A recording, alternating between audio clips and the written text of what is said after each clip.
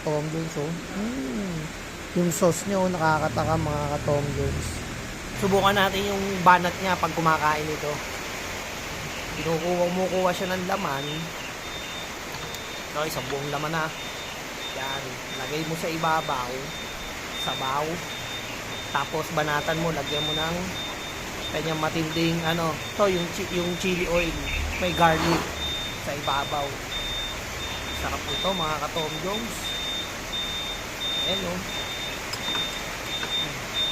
Ang pares ni Tito Bird, subukan na natin. Ayan o, mainit-init po. Ay inang. Ako nga ay naparinig sa kainan ng aking lude upang subukin ang pares na kanyang pinagmamalaki sa Dos Bastardos ni Tito Bert. Abay ako'y nahawa na tayo bumalik nga sa tunay na tono. Ay inang. Eto na nga mga ka-Tom Jones, dumating na yung order natin na pares at based dun sa video niya, eto nga naman yung combo na sinasabi niya. Meron yung chili oil na merong bawang, tas yung pares at yung kanyang fried rice na merong mga bawang. Tsaka ito yung sinasabi niyang sabaw na hindi ko alam nga lang kung saan niya ngayon to kinuha. Kung sa Angat River, sa Pasig River, o Amsterdam. Idol, dito Bert, saan ba galing tong sabaw nito? At tsaka itong pinagsahog mo dito. Ito yung sinasabi ko mga ka-Tom Jones na sa video pa lang makikita mo nakakaiba yung pares niya. Yung kulay pa lang kasi, iba-iba yung kulay ng pares niya, tsaka yung salapot ng pares niya. Kaya talagang matatakam ka. Parang yung mga gantong kulay ng mga sabawin nakikita ko sa mga classic savory sa North Park. Yun. Tom Jones, subukan na natin at banatan na natin itong kasa ng pares na parang hindi naman pares kasi talagang sa tingin pa lang napakasarap no. Nakakatakam. Ayun mga Tom Jones, yung sauce nyo nakakatakam mga Tom Jones. Tsaka yung laki. Tara. Ito na mga Tom Jones. Ang ganda ng view sa likod para nasa bundukan. Tsaka yung lugar dito ni Tito Birds, ang ganda kasi napapalibutan nga ng bamboo. Oh my God! Wow! Sobrang peaceful ng place. Napaka Steve. Siyempre ito, gagayahin natin yung banat ni Tito Birds dito. Ang nawala lang pala dito dun sa napanood sa kanya, yung may egg sa ibabaw. So hindi na tayo naka-order. Subukan natin yung banat niya pag kumakain ito. Kumukuha siya ng laman. Ito, isang buong laman na. Yan, lagay mo sa ibabaw. Sabaw. Tapos banatan mo, lagyan mo ng kanyang matinding to yung chili oil, may garlic sa ibabaw. Sarap ito mga ka-Tom Jones. Ayan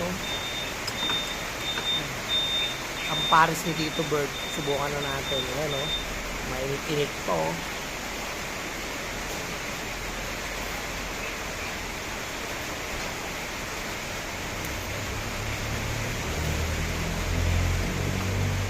Parang hindi pares. Tapos sabay higop daw ng sabaw.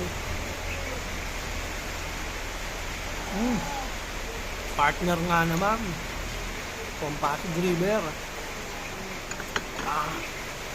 Hindi ko siya nalalasahan na parang pares, parang pang restaurant yung lasa ng pares.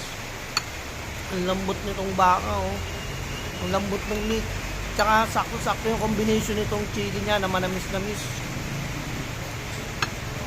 Quality mga ka-Tom Jones. Ito sinasabang tinatawag na kasa.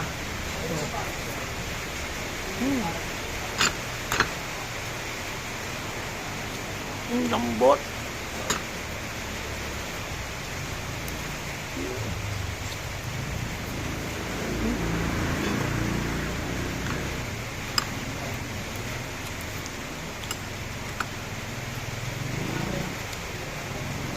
Sarap yung tabaw ng pares.